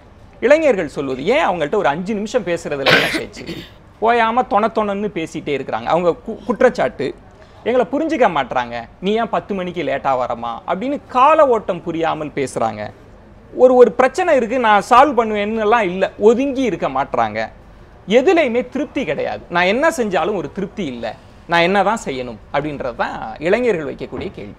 நீங்கள் முதுமையை எப்படி பார்க்குறீங்க? இந்த விஷயத்தோடு கனெக்ட் பண்ணி சொல்லுங்கள். முதல் விஷயம் வந்து எதிர்பார்ப்பு புரிய மாட்டேன்னு அவங்க சொன்னது ரொம்ப உண்மை. இப்போது என்னோட அனுபவத்திலேருந்தே சொல்கிறேன். நான் வந்து ரொம்ப வேலையில் ரொம்ப முனைவாக இருந்த காலத்தில் என் குழந்தைய வந்து சில நாட்களில் மனசு ஒரு குற்ற உணர்வோடு தான் நான் அதை பகிர்ந்துக்கிறேன். சில காலகட்டங்களில் நான் வந்து குழந்தைக்கு உடம்பு சரியில்லைன்ற போது ஒரு காப்பாளரை வச்சுட்டு போக வேண்டிய அவசியமெல்லாம் இருந்திருக்கு. அப்போது சில நாட்கள் வந்து அந்த குழந்தை தனியாகவே இருந்திருக்கு. அதனுடைய வருத்தத்தை வந்து அதனோட பாடி லாங்குவேஜை வச்சு நான் புரிஞ்சுக்கிட்டா கூட நான் கேட்கும்போது அதை எக்ஸ்ப்ரெஸ் பண்ணாது. ஸோ அது எப்படியும் ஒரு அட்ஜஸ்ட்மெண்ட்டில் வந்து அந்த வளர்த்தாச்சு. இப்போது இதனோட தாக்கம் என்னன்னாக்கா அந்த குழந்தை என்ன கற்றுக்குதுன்னா வேலை முக்கியம், work priority, relationship second priority. நான் கற்றுக் கொடுத்தேன், வேற யாரும் கற்றுக் கொடுக்கல. இப்போ இது என்ன வந்து பவுன்ஸ் பண்ணுது. இப்போ நான் ஃபீல் பண்ணுறேன். இப்போ என் டாட்டர் அதே மாதிரி தான் இருக்காங்க, ஒர்க்காஹாலிக்கா. இதே என் சன்னின்லா பார்த்தீங்கன்னா 2 பேரும் ஒரே ஒர்க் தான் பண்ணுறாங்க அப்ராட்ல. அவங்க வந்து என் சன்னின்லா எவ்வளோ பிஸியாக இருந்தாலும் அவங்க வந்து அவங்களுக்கு தெரியுது, அப்பாவுக்கு ஒரு ஃபோன் பண்ணிடணும், அம்மாவுக்கு ஒரு ஃபோன் பண்ணிடணும், பேசிடணும், அப்பப்போ மாமியாருக்கு கூட ஒரு ஃபோன் பண்ணி கேட்கணும்னு சனிலாக்கு தெரியுது. பட் என் பொண்ணுக்கு என்னால் இன்னும் உணர்த்த முடியல. அந்த ஒர்க்கஹாலிக்கா மாத்துறது அது நான் தான். இப்போ நான் அதுக்கு பொறுப்பு எடுத்துக்கிறேன். ஆனால் நான் வந்து ப்ளேம் பண்ணவே முடியாது. அந்த குழந்தைக்கு வந்து எந்த தவறும் கிடையாது, அதுங்களுக்கு எந்த உள்நோக்கமும் கிடையாது. இப்போ எதிர்பார்ப்பு அந்த குழந்தைக்கு புரியல. இப்போ ஒரு சின்ன பொண்ணு என் பொண்ணு அளவு இருக்கிறதுனால அவ சொல்றதை நான் அப்படியே ஏத்துக்கிறேன். இப்போ அம்மாக்கு இந்த மாதிரி ஒரு எதிர்பார்ப்பு இருக்கும், அம்மா ஏங்குறாங்க, அம்மா பேசணும்னு ஏங்குறாங்கன்றது இளைஞர் தலைமுறைக்கு புரியல. ஏன்னா அவங்க ஏங்கிட்டு இருந்த நேரத்துல அவங்க ஏக்கத்தை நம்ம புரிஞ்சுக்கல, அதை ஒத்துக்கணும். அடுத்தது ரெண்டாவது, நீங்க சொன்னீங்க முதியோர்கள் வந்து ரொம்ப இன்டர்ஃபியர் பண்றாங்க, கம்ப்ளைண்ட் பண்றாங்க, கிரிட்டிசிசம் பண்றாங்க, கண்டம் பண்றாங்க. 100% கரெக்ட். நிறைய பேர் பண்றாங்க அந்த மாதிரி. அந்த டாமினேஷன் அது என்னன்னாக்கா அவங்களுக்கு வந்து ஒரு தாழ்வு மனப்பான்மை, நம்ம இத மாதிரி இன்டர்ஃபியர் பண்ணலன்னா நம்ம காணாம போயிடுவோமோ அந்த ஃபேமிலிக்குள்ள, நம்மளுக்கு ஒரு பிலாங்கிங் இல்லை அப்படிங்கிற ஒரு ஃபீலிங்னால. ஸோ அது மாதிரி நம்ம கொஞ்சம் ஜெனரேஷனோட நம்ம வந்து கேப்பை வந்து நம்ம இது பண்ணிகிட்டே போனோம். இப்போ ஒவ்வொரு காலகட்டத்திலையும் பார்த்தீங்கன்னா ஜெனரேஷன் கேப்ன்றது ஒரு பெரிய விஷயம். அந்த இடத்துல வந்து முதியோர்களுக்கு நம்ம ஒரு செய்தி சொல்லியிருக்கிறோம், ரொம்ப டீடைலிங் பண்ணிகிட்டே போயிட்டே இருக்கிறோம். எந்த இடத்துல தவறு நிகழ்ந்தது அப்படின்றத நான் அடுத்த இடங்களில் வந்து நான் முக்கியமான 2 கேள்விகள் கைல்வெளிக்கும் உங்களுக்குமே இருக்குது. நான் ஒரு சிறிய இடைவேளைக்கு பிறகு நம்ம தொடர்ந்து பேசலாம். இந்த விவாதம் என்பது முதியோருக்கான பிரச்சனையை ஒவ்வொரு பூர்வமாக நம்ம அலசி பார்ப்பதன் மூலமாகத்தான் தீர்வை நோக்கி நகர முடியும். சில புள்ளிகளை நம்ம தொட்டிருக்கிறோம். நம்ம குழந்தைகளை நீ வேலைதான் முக்கியம், அதுதான் பிரதானம் என்று வளர்த்துவிட்டு அந்த வேலையில் அது ஓடிக்கொண்டிருக்கிற போது ஏன் நீ என்னை திரும்பி பார்க்கவில்லை என்று கேள்வி கேட்பது சரியா அப்படின்ற முதல் கேள்வியோடு தான் நான் ஒரு சிறிய பிரேக்கை விடுறேன். தொடர்ந்து பேசலாம். ஒரு பிரேக்குக்கு அப்புறம் காத்திருங்கள். நியூஸ் 7 தமிழ், பொறுப்பும் பொது நலமும்.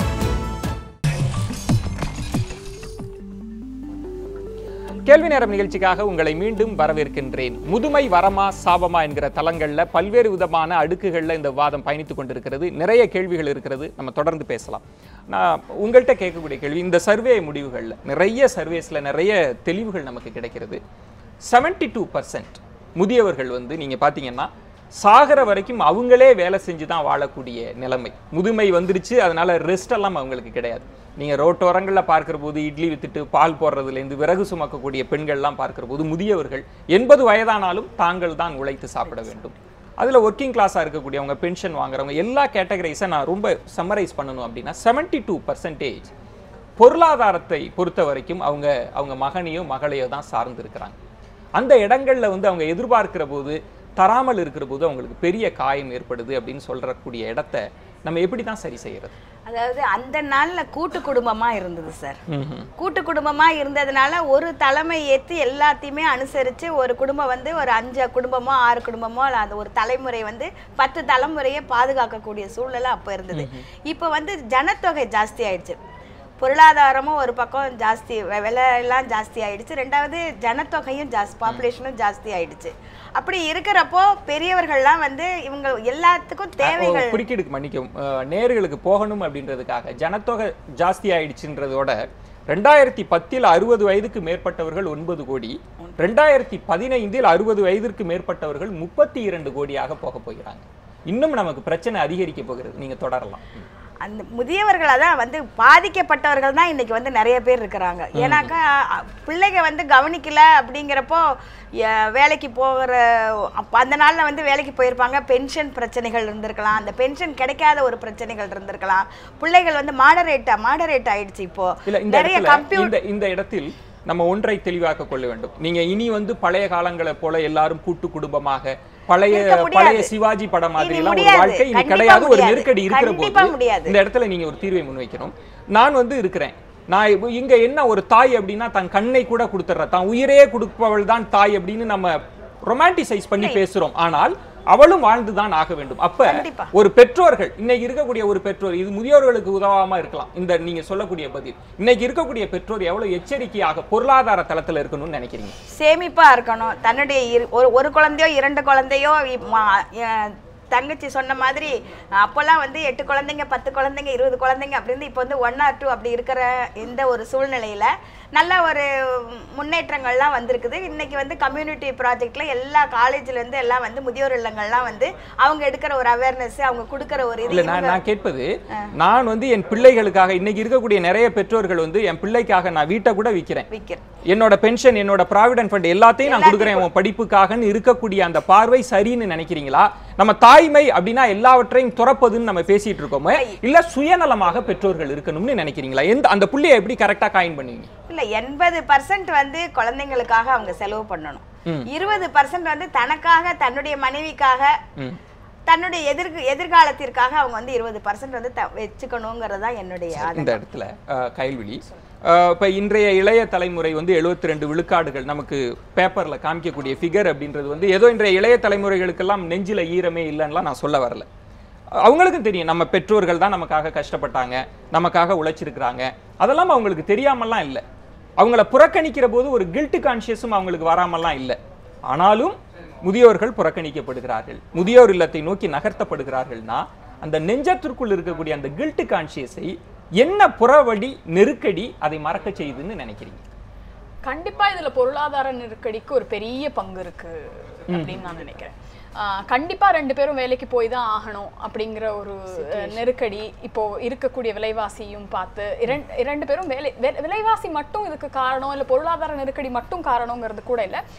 2 பேரும் வேலைக்கு போறதுதான் உசிதமானதுன்னு நம்ம ஒரு பிலீஃப்க்கும் வந்துட்டோம். பெண்களும் வேலைக்கு போகிற அந்த அப்ப 2 பேர் நீங்க வேலைக்கு போறீங்க, அதெல்லாம் பொறுத்து என்னால புரிஞ்சுக்க முடிகிறது. அதுல இன்னொரு ஒரு எக்ஸ்ட்ராவா ஒரு ஜீவன் வாழ போகிறது அல்லது 2 பேர் வாழ போகிறாங்க, அவங்க வேண்டான்னு எடுக்கக்கூடிய நிலைப்பாடு ஏன் எடுக்கிறீங்கன்னு கேட்கிறேன். இதுல வந்து ஒரு முதுமை அப்படிங்கிறது வந்து சாபம்ங்கிறது வெறும் இந்த புறக்கணிப்பு மட்டுமான இல்லை. இப்ப சில விஷயங்கள்ல பார்த்தோம்னா ஒரு நோய்வாய்ப்பட்டு இருக்கிறதோ இல்ல வந்து அவங்களுக்கான வயதோடு வருகிற சில பிரச்சனைகளையோ அவங்க ஹேண்டில் பண்றதுக்கு முயற்சிக்கும் போது இளமையால அதுக்கு ஈடு கொடுக்க முடியல அப்படிங்கிறது தான் வந்து நம்ம சொல்ல வேண்டியது இருக்கு. இதுல வந்து இன்னொரு விஷயம் என்னன்னா, நீங்க ஏற்கனவே சொன்ன மாதிரி இப்ப இவங்க கிட்ட நீங்க கேட்டீங்க எப்படிலாம் பொருளாதார ரீதியா அவங்களை வந்து இப்ப நான் நேரடியா ஒரு பந்தை போல இந்த கேள்வியை தூக்கி எறிகிறேன்.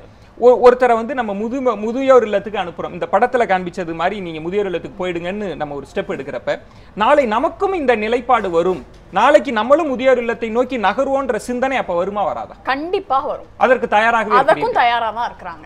சரி, ஒரு முக்கியமான இடத்தை நம்ம அடைஞ்சிருக்கிறோம். ஆக்சுவலா முதியோருக்கு இருக்கக்கூடிய பிரச்சனைகள் அப்படின்னு பட்டியலிடுகிற போது கைல்விழி சொன்னது மாதிரி உடல் நலம் இருக்குது, பொருளாதாரம் இருக்கிறது, தனிமை இருக்கிறது, புறக்கணிப்பு இருக்கிறது, சுய கௌரவம் பாதிப்படைவதாக சில பேர் நினைக்கிறாங்க. எனக்கான கௌரவம் இல்லை அப்படின்னு சொல்லக்கூடிய இடங்கள்ல நம்ம ரொம்ப முக்கியமாக பார்ப்பது இன்றைக்கு குழந்தைகளுக்கான கல்வி செலவு எவ்வளவு அதிகமாக இருக்கிறதோ அப்படித்தான் மருத்துவ செலவு முதியோர்களுக்கு அதிகமாக இருக்கிறது. நீங்க குறைந்தபட்சம் ஒரு முதியோரை வச்சு பராமரிக்கணும்னா 1500 ரூபாய் தேவைப்படுகிறது மருந்து செலவுக்கு. அந்த இடங்கள்ல இளைஞர்கள் இன்டாலரண்ட் ஆஃப் ஹெல்த் ப்ராப்ளம் அப்படின்ற ஒரு விஷயத்தை எடுத்திருக்கிறாங்க. நிறைய செலவு செஞ்சுட்டே இருக்கிறப்ப அந்த இடத்துல தான் சொல்றாங்க செத்து தொலைய வேண்டியதானே, இல்லை எங்கேயாவது போய் தொலைய வேண்டியதானே அப்படின்ற அந்த ப்ரெஷர் அங்கே தான் வருது. திரு இளங்கோ, இந்த ஹெல்த் ப்ராப்ளம் அப்படின்றது முதியோருக்கு பெரிய அளவுகளில் இருக்கு. அங்கே இளைஞர்களுக்கும் இன்றைய தலைமுறைக்கும் முதியோர்களுக்கும் ஒரு பிரச்சனை வருது, அதை எப்படி பார்க்குறீங்க? அது ஒரு உண்மைதான். அது என்னன்னா, இன்னைக்கு இருக்கக்கூடிய சூழல்ல வந்து முதியோர்களுக்கு வந்து ஹெல்த் சம்பந்தமான பிரச்சனை அதிகமாக இருக்குது. இதுக்கு வந்து ஒரே ஒரு தீர்வு என்னன்னா, அரசாங்கம் இதுல இன்டர்வென் பண்ண வேண்டியது. பாலியேட்டிவ் கேர் அப்படிங்கிற ஒரு மருத்துவ முறை இருக்கு. மருத்துவ முறையை வந்து நம்ம வந்து இப்ப உள்ள போத்த வேண்டிய சூழல்ல இருக்கு. இந்த பாலியேட்டிவ் கேர்ங்கிறதே விட வந்து படுத்த படுக்கையா இருக்கக்கூடிய முதியவர்கள் யாருமே வந்து பராமரிக்க முடியாம வீட்டுல படுத்திருக்கிறாங்கன்னா அவங்களுக்கு வந்து அந்த கேர் கொடுக்க வேண்டியது இப்போதைக்கு இருக்க கட்டாயத்துல இருக்கு. ஒரு முதியோர் வந்து சாதாரண மருந்து சாப்பிட்டுட்டு இருக்காரு, அவர் வந்து நடமாடிக்கிட்டு இருக்கிறாருன்னா அந்த குடும்பத்துல வந்து அவரை பற்றி மருத்துவ செலவை கூட சமாளிச்சுக்கிறாங்க. ஒருத்தர் படுத்த படுக்கை ஆயிட்டாரு அப்படிங்கிற ஒரு சூழல் வரும் பொழுதுதான் அங்க பிரச்சனை ஆரம்பிக்கிறது. அவரை யார் கவனிக்கிறது? இப்ப கணவர் மனைவி 2 பேருமே வந்து வேலைக்கு போயிறாங்கன்னா அந்த படுத்த படுக்கையா இருக்கக்கூடிய முதியோரை அல்ல வீட்டுல வந்து நகர வெளியே போக முடியாத ஒரு முதியவரை யார் கவனிப்பது அப்படிங்கிற ஒரு சூழல் வரும் பொழுதுதான் அதற்கான தீர்வை வந்து இன்றைக்கு இருக்கக்கூடிய குடும்பங்கள் வந்து எடுத்துக்கொண்டு போக முடியல. இதற்கு வந்து இன்னும் நிறைய வந்து இதற்கு வந்து நம்மளுடைய அரசாங்கம் வந்து இதற்கான திட்டங்களை வந்து பாலியேட்டிவ் கேர் மாதிரி திட்டங்களை வகுத்து கொண்டு வரணும். வெளிநாடுகள் எல்லாம் கூட இப்ப என்ன சொல்லுவாங்கன்னா, இங்க எங்களுடைய இயக்கங்களுக்கு வரும்போது என்ன சொன்னா, முதுமைக்காக நாங்க காத்துட்டு இருக்கோம், முதுமை வந்து எங்களுக்கு ரொம்ப எதிர்பார்த்து சந்தோஷமா இருக்கக்கூடிய ஒரு காலகட்டம், ஏன்னா முதுமைங்கிறது வேலைக்கு போக வேண்டியதில்லை, எங்களுக்கு வந்து அரசாங்கம் வந்து உதவி செய்ய மாட்டாங்க. ஸோ அந்த மாதிரி ஒரு முதுமையை ஒரு சந்தோஷமான ஒரு முதுமையை ஆக்க வேண்டியது வந்து நம்மளுடைய கடமை. இணைப்பிலே இருங்க திரு இளங்கோ, இந்த இடம் தான். ஏன்னா எல்லாவற்றையும் பேசுகிற போது அரசை நம்ம இங்கே கொண்டு வந்துட்டோம். ஏன்னா ஒரு புள்ளி விவரம் சொல்லுகிறது 10 ஒருவர் படுக்கை வயப்பட்டு இருக்கிறார், 4 ஒருவருக்கு மன அழுத்தம் இருக்கிறது, 3 ஒருவருக்கு மூட்டு வலி, 5 ஒருவருக்கு செவித்திறன் பாதிப்படைந்திருக்கிறது. ஆக்சுவலி முதியவர்கள்ட்ட கேட்கிற போது அவங்க சொன்னக்கூடிய விஷயம் என்ன அப்படின்னா, எங்களுக்கு வந்து ஒரு ஃப்ரீ ட்ரீட்மெண்ட், எங்களுக்கு உடல் வலி ரொம்ப கஷ்டமா இருக்கு, அதை அரசு செய்ய வேண்டிய இடம் அப்படின்ற இடத்துல நான் உங்கள்கிட்ட வருகிறேன். முதியவர்களுக்கு இருக்கக்கூடிய பிரச்சனையை நான் டீடைலிங் பண்றேன் மேடம். நீங்க பாத்தீங்கன்னா இங்க இருக்கக்கூடிய இப்போ இருக்கக்கூடிய கள நிலவரப்படி கடைசி வரைக்கும் தானே உழைக்க வேண்டிய பெண்கள் இருக்கிறாங்க, முதியோர்கள் இருக்கிறாங்க. கணவனை இழந்த பெண்கள் 63 விழுக்காடுல இருக்கிறாங்க. கணவன் போன பிறகே அவங்களுக்கான ஒரு சப்போர்ட் இல்லாதது மாதிரி பார்க்குறாங்க. மனைவியை இழந்த கணவன், அவங்களுக்கு சாப்பாட்டுக்கே நிறைய பிரச்சனை இருக்கு. மனைவி இருந்து கவனிச்சுக்கிட்டு இருக்க சூழல்ல அவங்க இருக்கிறாங்க. அதற்கு பிறகு வந்து இந்த சூழலிலிருந்தெல்லாம் விடுபட்டு வெளிநாடுக்கு போயிட்டு இருக்கக்கூடிய முதியோர்களும் இருக்கிறாங்க. இவ்வளவு பேரையும் நம்ம எப்படி அட்ரஸ் பண்ண முடியும்னு நினைக்கிறேன்? இல்லை, இது ரெண்டு நம்முடைய சமூக வாழ்க்கை முறையில் வந்து அடிப்படையாக மாற்றங்கள் தேவைப்படுது. நம்முடைய சமூக மதிப்பீடுகளில் அடிப்படையாக மாற்றங்கள் தேவைப்படுது. அதை பற்றி ரொம்ப விரிவாக பேசினாதான் இந்த விஷயத்தை வந்து நம்ம விளக்க முடியும். தோழர் சொன்னது மாதிரி ஒரு குறிப்பிட்ட வயதுக்கு மேல் அல்லது இயங்க முடியாத சூழ்நிலையில் இருப்பவர்களை அரசு பொறுப்பேற்றுக் கொள்ளுதல் அப்படிங்கிறது ஒரு சரியான தீர்வு தான். ஆனால் நாம் ஏதோ ஒரு பிரிவினருக்கு மட்டும் அரசு பொறுப்பேற்றுக் கொள்ளணும் அல்லது சமூகம் பொறுப்பேற்றுக் கொள்ளணும்னு ஆரம்பிக்க முடியாது. நாங்கள் வந்து ஆரம்பத்திலிருந்து சொல்லிட்டு இருக்கிறோம், இங்கே குழந்தை வளர்ப்பு என்பதற்கு இந்த குடும்ப அமைப்பு எந்த வகையிலும் ஏற்ற ஒரு அமைப்பே கிடையாது.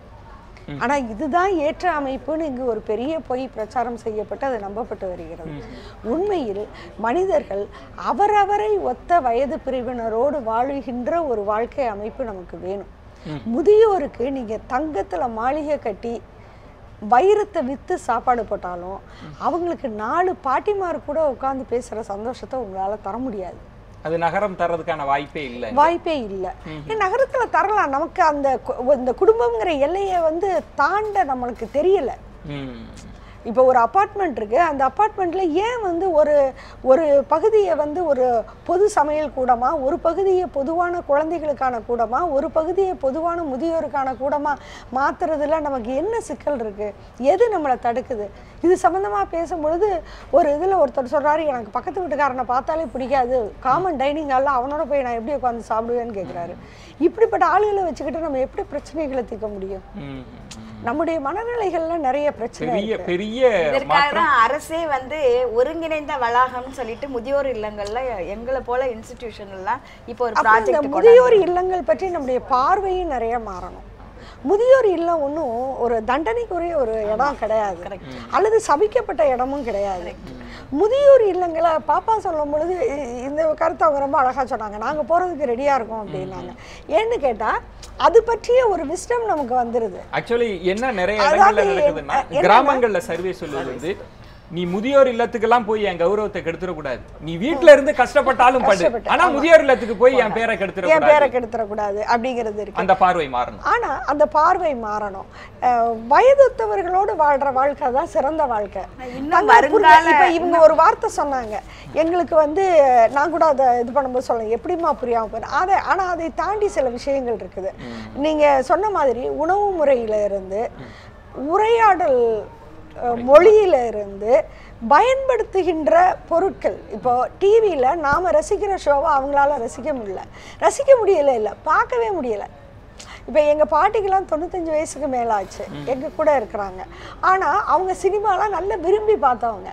இன்னைக்கு டிவி முன்னாடி அவங்கள உட்காந்து கொஞ்ச நேரம் பாருமானா கூட அவங்களுக்கு புரியல என்ன நடக்குதுன்னு புரியல. சிக்கலாக மாறி இருக்கிறது இந்த இடம். அப்போ சேர்ந்து இருத்தல் அப்படிங்கிறதுல நாம, நீங்க கேட்டீங்க 5 நிமிஷம் பேசக்கூடாதான்னு, நான் 5 நிமிஷம் பேசுறேன், ஆனா என்னுடைய மொழி மாறி போச்சு, அவங்களுடைய.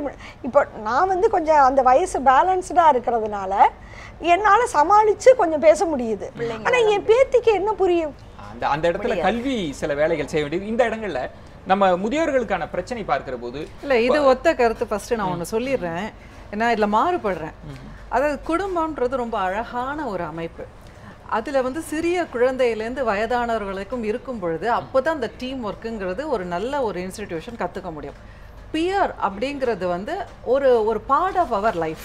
சிறு குழந்தைக்குலேருந்து பெரியவங்க வரைக்கும் எல்லாருக்குமே பியர்ஸுங்கிறது வரும். ஒரு செகண்ட் நான் முடிச்சதுக்கு அப்புறம் நீங்க இன்டர்ஃபியர் பண்ணுங்க. ஸோ எந்த வயதிலுமே இப்போ என்னோட பியர்ஸுங்கிறது வந்து நான் ஏற்படுத்திக்கிறதுங்கிறது என்னுடைய தனி பொறுப்பு, சரிங்களா? ஆனால் பியர்ஸே என்னோட வாழ்க்கையாக ஆயிட முடியாது. Fear is only a part of my life. அது ஒன்று. அடுத்தது வந்து நம்ம உடல் ஆரோக்கியம் அப்படிங்கிறத சிறு வயதுலேருந்தே பெரியோர் ஆற வரைக்கும் எப்போவுமே நம்ம பராமரித்துட்டு வந்தோம்னா முடிந்த வரைக்கும் நம்மளோட ஆரோக்கியம் நல்லா இருக்கிற வரைக்கும் நமக்கு தன்னம்பிக்கை இருக்கும், மற்றவங்களை நம்ம தொல்லை பண்ணாமையும் இருக்கலாம். அது ஒன்று. அடுத்தது இன்னும் ஒரு முக்கியமான ஒரு கருத்து நான் சொல்ல விரும்புறது என்னன்னா, மேலை நாடுகளில் ஏழைகளுக்குன்னு மட்டும் கிடையாது, இப்போ காசு இருந்தால் காசு இல்லைன்னா மட்டும் பிரச்சனைன்னு கிடையாது. காசு இருந்தால் கூட ஒரு 70-75 வயசு மூதாட்டியருக்கு வந்து கார் ஓட்ட முடியாது. இப்போ அங்கெல்லாம் வந்து கார் இல்லாமல் எங்கேயும் ஒரு மாலில் போய் ஒரு க்ராசரி ஷாப்பிங் கூட பண்ண முடியாது. இப்போ நம்ம நாட்டில் கூட பார்த்தீங்கன்னாக்கா ஏதாவது வெளியில் போய் வாங்கணும் அப்படின்னாக்கா, இல்லை ஒரு ஹாஸ்பிட்டலுக்கு போகணும் அப்படிங்கிற போது யாரோ ஒருத்தவங்க பெரியவங்க வரணும், அது மாதிரிலாம் இருந்ததுன்னா அந்த மாதிரி சர்வீசஸ்க்கு இப்போ ஃபுல் பராமரிப்புக்கு நம்ம போகாம இந்த மாதிரி அமைப்பெல்லாம் இன்னோவேட்டிவா வரணும். அதாவது அங்க எப்படி வைக்கிறாங்கன்னா, நீங்க ஒரு லட்சியவாதம் வைக்கிறப்ப இந்த கருத்துக்கு நீங்க என்ன முடிச்சிட்டு நீங்க பேசுங்க. அதாவது என்ன சொல்ல வரேன்னா, மாணவர்கள் அப்புறம் வந்து இந்த மாதிரி இளைஞர்கள் வேலைக்கு போறவங்க இல்லங்க ஒரு சோஷியல் சர்வீஸ் ஆரம்பிக்கிறாங்க. எப்படின்னாக்கா அவங்களோட ஓய்வு நேரத்துல வீக்கெண்ட்ஸ்ல ஈவினிங்ஸ்ல எல்லாம் எப்படின்னாக்கா ஒரு பதிவு பண்ணிருப்பாங்க. ஒரு கருத்துக்கு நீங்க பதில் முதல்ல ஒரு நிமிஷம். முதியோர் பராமரிப்பு பியர்ஸோட இதுன்னு நம்ம சொன்னப்ப ஒவ்வொரு செக்ஷனையும் சமூகத்துல துண்டு துண்டா பிரிச்சு தனித்தனி தீவுல நம்ம போட சொல்லல. இவங்களுக்கான ஒரு காமன்னஸ் வேணும்னு தான் நம்ம சொல்றோம். அதுக்காக இளைஞர்கள் வந்து முதியோரை சந்திக்க முடியாமலோ இல்ல குழந்தைகளை சந்திக்க முடியாமலோ இல்ல. முதியோர் பராமரிப்புல முக்கியமான ஒரு விஷயம் என்னன்னாக்கா, இன்னோவேட்டிவா ஒரு சிஸ்டம் ஆரம்பிக்க வேண்டிய அவசியத்துல நாம இருக்கோம். சர்வீசஸ் அந்த இதெல்லாம் காசு இருந்தா சில பேருக்கு வந்து துணை தேவைப்படுகிறது. அந்த துணையை வந்து வாலண்டியரா கொடுக்கக்கூடிய அளவுக்கு பதிவு பண்ணும்போது இந்த கேள்வியில இது வாங்க நம்ம இந்த பிரச்சனை பற்றி எல்லாம் பேசுகிற போது நான் யதார்த்த தளத்திலிருந்து ஒரு கருத்தை சொல்றேன். ஒரு அரசு என்ன செய்ய வேண்டும் அப்படின்றப்ப இந்த அரசே கூட வந்து முதியோர்களுக்கு இலவச பஸ் பாஸ் வழங்குவோம் அப்படின்னு சொன்ன வாக்குறுதியை இதுவரைக்கும் நிறைவேற்றல. எல்லா வாக்குறுதியும் நிறைவேற்றி இருக்கிறார்கள். நான் என்ன சொல்றேன்னா, ஒரு அரசுக்கே முதியோர்களை பற்றிய பார்வையில ஒரு அலட்சியம் இருக்கிறது. நம்ம அதெல்லாம் தாண்டி தான் நம்ம வந்து லட்சியவாதத்துக்கு வரணும். இந்த இடத்துல உங்களிடம் நான் வைக்க என்னுடைய கேள்வி, அதுக்கு பதில் சொன்னீங்கன்னா ரொம்ப கூர்மையாக இருக்கும் அப்படின்றதுனால, இப்ப எதுவுமே இல்லாதவர்கள் பற்றி பேசுகிற போது நிறைய பேருக்கு பிரச்சனை வந்து முதியோர்களுக்கு சொத்து பிரச்சனை, சொத்துக்களை பிரித்து கொடுப்பதுல பிரச்சனை வருது, பென்ஷன் யாருக்கு போறது அப்படின்றதுல பிரச்சனை வருகிறது. இதுல ஒரு தெளிவே இல்லை. இதை நீங்க எப்படி பார்க்கறீங்க? இந்த பிரச்சனையை எப்படி அட்ரஸ் பண்ணணும்? இந்த பிரச்சனையை கலெக்டர் மூலியமா, சென்னை மாவட்ட கலெக்டர் மூலியமா நம்ம வந்து அந்தந்த மாவட்ட கலெக்டருங்க வந்து அந்தந்த என்ஜிஓ செக்டரை சேர்த்து இவங்களை போல நல்ல ஒரு ஆர்வலர்களெல்லாம் அழைச்சு அதுக்கு ஒரு தீர்வு காணலாம். அப்புறம் அந்த எங்கெல்லாம் வந்து நான் வெளியில இருந்து நான் சொல்லல, குடும்பத்திற்குள் இந்த பிரச்சனை ஒரு பிள்ளைகள் இருக்கிறாங்க, அண்ணனுக்கு கொடுத்துட்டாங்க வீடு அப்படின்றதுனால தம்பி கடைசி வரைக்கும் பார்க்கல, தம்பி கடைசி வரை வந்து பார்க்கலன்றதுனால இறக்குன்ற வரை அந்த வடு வந்து அந்த தாய்க்கு இருந்துட்டே இருக்கு. அத நம்ம அதுக்கு சமூகம் பார்க்கிற நேயர்கள் என்ன செய்யணும்? அதாவது பையன் வந்து ஒரு நல்ல ஒரு பெரிய ஒரு அரசு பொறுப்புல இருப்பான், ரெண்டாவது பையன் ஒரு சாதாரண பொறுப்புல இருப்பான், மூணாவது பையன் ஒரு விவசாய பொறுப்புல இருப்பான். அதனால இந்த பெரிய பையன் எல்லாரும் ஈக்குவலா தான் எதிர்பார்ப்பாங்க. ஆனா அப்பாவும் அம்மா வந்து எந்த ஃபர்ஸ்ட் சன்னுக்கும் லாஸ்ட் சன்னுக்கும் தான் அவங்க கொஞ்சம் அதிக முக்கியத்துவம் கொடுப்பாங்க. அவங்களுக்கு தான் போகணும் அப்படின்னு. நடு பிள்ளைங்க எல்லாம் கொஞ்சம் கொஞ்சம் தடுமாறுறப்ப பேரம் பேத்திங்களாம் மருமகள்கள் இவங்க எல்லாம் கொஞ்சம் தூண்டி விட்டுருவாங்க. 4 மருமகள்கள் சேர்ந்தாங்கன்னா கான்ஃபரன்ஸ்ல போட்டு ஒருத்தருக்கு ஒருத்தர் எல்லாம் வந்து அந்த 4 மருமகன் சேர்ந்தாலும் அதுதான் நடக்குது. அதனால மருமகள்னு மட்டும் நம்ம கிளாசிஃபை பிரிக்க வேண்டாம், குழப்பமாயிடும். கைல்வழி நம்ம தீர்வு பகுதியில வந்ததுனால நான் ஒன்றை சொல்லி விடுகிறேன். இன்னைக்கு நம்ம ஒன்றை சொல்லாம இது பண வயப்பட்ட சமூகமாக மாறி இருக்கிறது. நீங்க தண்ணியிலிருந்து எல்லாமே பணமாக மாறி இருக்கிறது. உறவுகள் கூட பணத்தால தான் இணைக்கப்படுகிறது. அதை புரிந்து கொண்டு நான் கேட்பது, நகர நெருக்கடியை உங்களால தவிர்க்க முடியாது. இன்னொன்னு, கிராமத்தை விட்டு நீங்க வந்து நீங்களே அழைத்து கொண்டு வந்திருந்தாலும் கூட எனக்கு கிராமம் தான் பிடிச்சிருக்கு, நாங்க தனியா கூட இருக்கிறேன், நகரத்தில் என்னால் வாழ முடியல அப்படின்ற பிரச்சனையை அட்ரஸ் பண்றாங்க. அதை தாண்டி வெளிநாட்டிற்கு போகக்கூடிய பிள்ளைகள் இருக்கிற போது முதுமைக்கு இதுவும் ஒரு சவாலாக இருக்கிறது. இதெல்லாம் நம்ம தவிர்த்து விட்டெல்லாம் ஒரு புதிய உலகத்தெல்லாம் கட்டமைக்க முடியாது. இந்த இடத்துல முதியவர்கள், இளைஞர்கள் எப்படி காம்ப்ரமைஸ் பண்ணலாம்னு நினைக்கிறீங்க? ஒண்ணு, நம்ம சொசைட்டியை வந்து முழுக்க முழுக்க இளைஞர்களுக்கான இல்ல இந்த சம்பாதிக்கிற வயசுல இருக்கிறவங்களுக்கான சொசைட்டியா தான் நம்ம சொசைட்டி இருக்குது. குழந்தைகளுக்கான இடமும் வந்து வீடுகள்லயும் சொசைட்டிலயும் இல்ல, முதியவர்களுக்கான இடமும் வீடுகள்லயும் சொசைட்டிலயும் இல்ல. இவங்க சொன்ன படங்கள்ல இருந்து எந்த ஒரு சின்ன சின்ன விஷயங்கள்லயுமே இந்த கேப் வந்து இருக்கிறத நம்ம வந்து உணர முடியுது.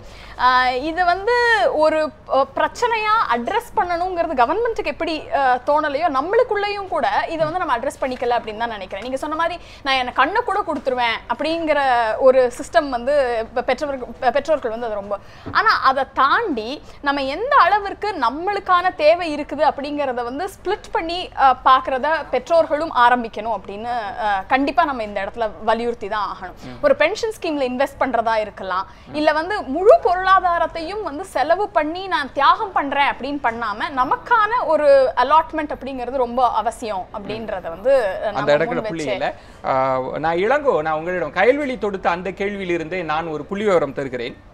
மருத்துவ பிரச்சனை இங்கு பெரிய பிரச்சனையாக இருக்கிறது. பலவிதமான நோய்கள், நீரழிவு நோய், பிபியிலிருந்து பலவிதமான நோய்கள் இருந்திருக்கு. இன்னும் பெரிய நோய்கள், லிவரை பாதிப்படைவது, இது மாதிரியான நோய்கள்லாம் இருக்கிற போது இந்த ஸ்கீம் பற்றி அவங்க கயல்வெளி சொன்னதுனால 12% 12 விழுக்காடு தான் ஹெல்த் ஸ்கீம் பற்றிய அவேர்னஸ் முதியோர்களுக்கு இருக்கிறது. 23 விழுக்காடு தான் ஹெல்த் இன்சூரன்ஸ் ஸ்கீம் பற்றிய அவேர்னஸ் இருக்கிறது. இதில் இந்தியாவில் 5 விழுக்காடு தான் ஹெல்த் இன்சூரன்ஸை செஞ்சிருக்கிறாங்க. குறைஞ்சபட்சம் இதையெல்லாம் நாம் ஏற்படுத்துவதற்கு உங்களை மாதிரியான என்ஜிஓ, சமூகம், அரசு என்ன செய்யணும்னு நினைக்கிறீங்க? நம்ம இப்போ முதியோரோட பிரச்சனை அப்படின்னு பேசிட்டு இருக்கிறதுல குறிப்பா இந்த வந்து ப்ரிப்பேர்னஸ் ஃபார் ஓல்ட் ஏஜ், அதாவது முதுமைக்கு தன்னை தயார்படுத்துவது வந்து இந்தியாவில் வந்து ரொம்ப குறைவாக. முதியோர் வந்து வரக்கூடிய வயது காலகட்டத்திற்கு நம்ம எப்படி அவர்களை தயார்படுத்தி கொண்டு போகிறோம், அதற்கான திட்டங்களுக்கு நீங்க ஒரு இன்சூரன்ஸ் எடுத்துக்கிட்டீங்கன்னா வந்து 65 வயசுக்கு மேல எந்த இன்சூரன்ஸ் ஸ்கீமுமே, ஹெல்த் இன்சூரன்ஸ் எடுத்துக்கிட்டீங்கன்னா 60 வயசுக்கு மேல சில இன்சூரன்ஸே இல்லை. ஸோ இதை வந்து எப்படி நாம ஏற்படுத்துறது வந்து மிக முக்கியமான ஒரு விஷயம். இந்த ஹெல்த் விஷயத்தை எடுத்துக்கொண்டோம் என்றால் அரசாங்கம் இதற்கு ரொம்ப வந்து இதற்கு ரொம்ப முக்கியமான கவனம் செலுத்த வேண்டிய கட்டாயம் இருக்கு. இந்த இன்சூரன்ஸ் ஸ்கீம்களே கூட வந்து அதிகப்படியாக அந்த வருடங்களை கூட்ட வேண்டியது இருக்கு. முதியோர்கள் வந்து அதற்கான விழிப்புணர்வை நம்ம வந்து என்ஜிஓ மாதிரி நிறுவனங்கள், தொண்டு நிறுவனங்கள் வந்து விழிப்புணர்வு ஏற்படுத்த வேண்டியது இருக்கு. முதியோர்களுக்கு வந்து உங்களுடைய